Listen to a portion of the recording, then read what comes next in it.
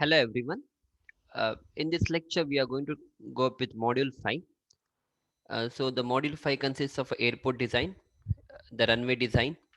So in that, we have to understand what is orientation, how is this windows diagram, runway length. Then we have certain problems on basic and actual runway length of a runway.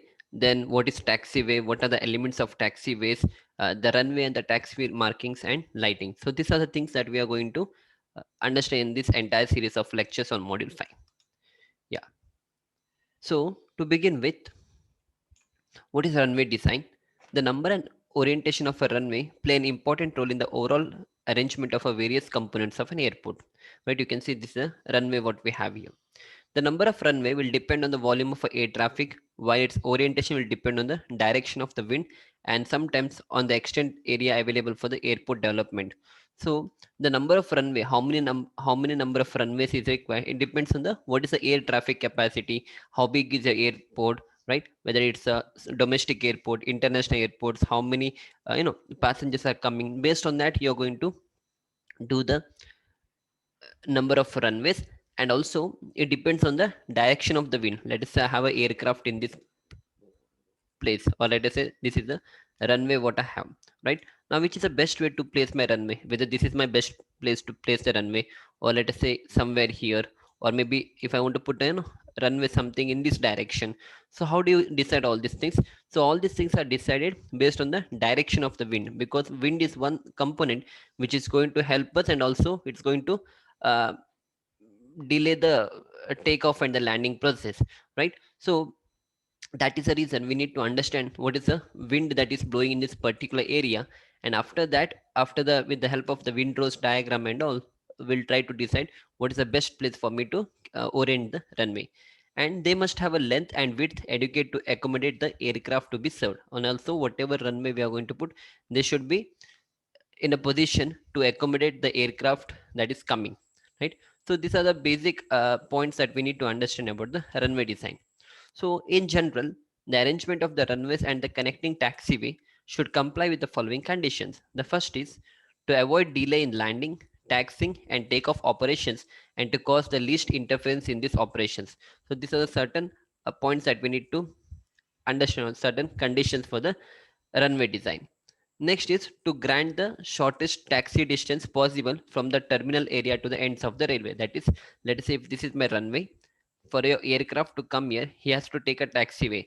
So this taxiway what you have, so to grant the shortest taxi distance possible from the terminal area to the ends of the railway. So terminal area is a place where we are going to board the bus, or let us say from where we are going to take the aircraft. So, right. So as far as possible, the distance from the runway to the terminal area should be as short as possible.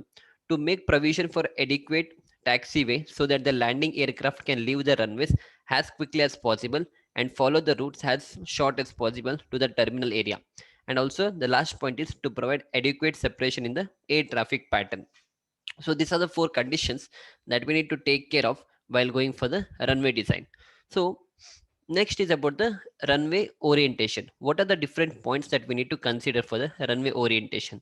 The first one is the preliminary information. We need to gather that. Then we need to take care of the headwind, and then we have called something called as crosswind component, then the wind coverage, and finally the very important is the wind rows. So what is this preliminary information all about? We'll try to see that. It is necessary to collect the following data before deciding the orientation of the runway: the maps of the area in the vicinity of the airport showing the contours at the suitable intervals.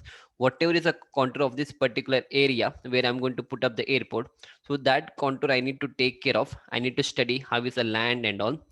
Next is record of direction, that is for the previous 5 to 10 years records I need to have regarding the wind. What is the maximum speed of the wind that is blowing in that particular area, right? So, and also record of direction, force and duration of the wind in the vicinity, and the fog characteristics, because unless and until if there is a fog and all, it's very difficult for the takeoff and the landing operations of a aircraft. So even you need to understand the fog characteristic for the area for a long period as possible. So what we usually do is we take previous 5 to 10 years record, and we'll try to do an analysis of that. What is the maximum period of wind that was blown in that area, right? In which month the fog will be more, all those things we try to study. So those things comes under the preliminary information. So once this is done, next we have to understand about the headwind. So the runway is usually oriented in the direction of the prevailing winds, right? Let us say if this is my aircraft, the wind what is coming in this opposite direction, isn't it? We call this as a headwind. The headwind indicates the wind from the opposite direction of the head or a nose. So this part of a aircraft what we have, this part of a aircraft what we have, we either call it as a head or a nose of the aircraft while it is landing or taking off, right? The orientation of the runway along the headwind grants the following advantages. So wherever is a prevailing wind, if this is a prevailing wind of my uh, airport zone, then I'm going to keep, let us say, if this is a runway, if this is a runway, right, and if the wind blowing is from this side, prevailing wind, right, so what we try to do, we try to keep our runway orientation in this direction facing to this. If this is a wind, my aircraft nose or a head will be in this direction. So why that has to be done? If you do in that way, we are going to get the two advantages of that. First is, during landing it provides a braking effect and the aircraft comes to a stop in a short length of a runway. That means, let us say, if this is a runway for me, right, and if the wind is blowing in this direction, if the wind is blowing in this direction, let us say, so when the aircraft is going to stop, aircraft is going to do the landing, what will happen? This wind what we have, no, it will try to put a force on the front part of the aircraft. So that means it is trying to give you a retarding effect, right? So as a result of that, what will happen? The length required for you to stop at this particular runway will be less, the length required. So that is the reason usually what we try to do, wherever is a prevailing wind, along with that we are going to do the orientation of the runway. Second is, during takeoff it provides a greater lift to the wings of the aircraft. Again, let us say, if this is a runway and if this is a prevailing winds what we have, right, okay, prevailing winds, and from here if we are going to do the takeoff operation, then the wings what we have, no, this wings of aircraft, so it's going to give a additional lift to these wings, so that what will happen, the takeoff of the aircraft is going to happen easily. So during takeoff it provides a greater lift to the wings of the aircraft, right? So if this is a prevailing wind from this direction, let us say, then these are the wings, so it's going to give a lift to this particular wind. So as a result of that, what is going to happen, the takeoff will happen easily. Yeah. Thus, the landing and takeoff operation takes place in a shorter length of a runway due to the headwind and then what it would have been if the landing and takeoff were in the direction of the wind. The reduction in the length of a runway may be about 10% or so. So, by doing this, there can be a reduction of around 10% of the length of the runway. Yeah. Next is about the crosswind component. So it is not possible to get the direction of the opposite wind parallel to the center line of the runway length every day or throughout the year. That means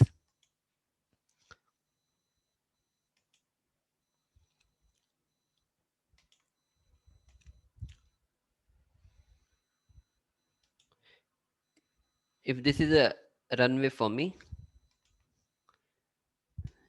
if this is a runway and let us say this is a center line of a runway.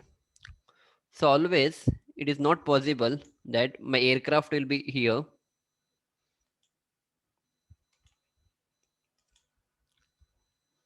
Yeah, always it is not possible that my aircraft will be here and the wind will be blowing from this direction only. Sometimes you can get a wind even from the opposite direction, or let us say in this 45-degree in the cross side, right? So this is a cross wind. So then what is going to happen? For some period of the year at least, the wind may blow making an angle theta with the direction of the center line of the runway length. So you can see it here. So we'll try to see from here as well. See here. So this is that runway what I have, and this is the center line of the runway. So always you are not going to get a wind from the front only, from here. Sometimes you may get a wind direction in this. So if you get a wind direction in this, then what will happen? You have to try to resolve this into two components, since it is making an angle theta with the center line, right? So as a result of that, two vectors are generated. One will be acting in this direction and the other will be acting in this direction, right? Let me make this in red color. Yeah.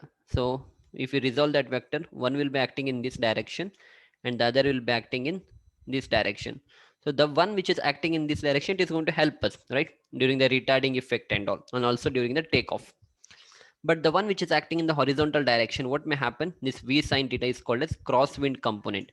My aircraft is here, let us say my aircraft is here, so this will try to put a pressure in this direction. So as a result of that, the chances of takeoff operation of my aircraft happening smoothly will be damaged, right? Because since if this component is more and the capacity of the aircraft is coming down, then this component will go up, and as a result of that there will be a problem during the takeoff. So that is a reason, as far as possible, this component what we have, that is a crosswind component, we need to keep it below the below a certain value so that it will not hamper my takeoff operation, right? So that is why, if you understand from here, if v kilometer per hour is a velocity of an inclined opposing force, its component v sine theta, which is normal to the center line of the runway length, is called as crosswind component. If this component is access, it will interrupt the safe landing and takeoff operation, right? So that is the reason we need to keep it within the limit. So what is the limit that we are going to see from here? The orientation of the runway should therefore be such that this component is kept to be a minimum. For a light and a medium weight aircraft, the crosswind component should not exceed 25 kilometer per hour. So this crosswind component what I have now, it should not exceed 25 kilometer per hour, right? So this is that value what we need to consider. So always whenever we try to design the aircraft, I mean airport and all, we need to take care of all these things. All this analysis will be done, right? We like, since how this analysis will be done, we'll be having a 5 to 10 years old wind speed and all, and based on that we are going to get an idea when was the maximum wind speed coming, from which direction it was coming, and all those things, right? So taking that into consideration, we try to make sure that this crosswind component is within 25 kilometer per hour. And the last 2 points what we have is, the last point what we have is the wind coverage and the windrows. So the percentage of a time in a year during which the crosswind component remains within the limit of 25 kilometer per hour is called as wind coverage of the runway. If they ask you what is wind coverage, you have to, so this itself is a wind coverage, is crosswind component what we have. If this is called as wind coverage, so a percentage of a time in a year during which the crosswind component remains within 25 kilometer per hour is called as wind coverage of the runway. The orientation of the runway should be such that minimum wind coverage about 95% is obtained. That is, in a year, if I take 1 year, let us say if I take 2021 as my 1 year, for this particular year, this crosswind component should not exceed 25 kilometer per hour. So 95% of the time it should not exceed 25 kilometer per hour. So this is a criteria that we need to satisfy. So in that way we have to do the orientation of a runway so that this crosswind component will not exceed 25 kilometer per hour. And if exceeds, then what will happen, a serious damage is going to happen during the takeoff and the landing operation. So that is why we are going with the 95% of uh, value here. And the last is, for busy airport, it is possible to obtain a wind coverage up to 98% or even 100%. Suppose if you are going for a very busy airports and all, right? So in that case, what we are going to, like the Dubai International Airport and even the Indira Gandhi International Airport, which are all busiest airports. So in that case, we try to go even up to reach 98% or 100%, where we will not allow this crosswind component to exceed 25. That means the meaning of 95% is, suppose in a year, if I take 100 times, and out of 100 times, no, 95 times this wind coverage should not exceed 25, and 5 times it's okay if it exceeds. So but if you're going for busy airports, sometimes we even go for 100%. Even if the wind is blowing for 100 times, let us say, all that 100 times the velocity of the crosswind component should not exceed 25 kilometer per hour. So this is the meaning of a wind coverage, right? Yeah. And the last one point is about the windrows, which we'll try to see in the next lecture. What is windrows diagram, how it has to be plotted, and what are the different ways of plotting a windrows. So I hope you have got an idea about how these things have to be done. What is runway orientation, what is crosswind component, what is wind coverage. So we'll see you back in the next lecture.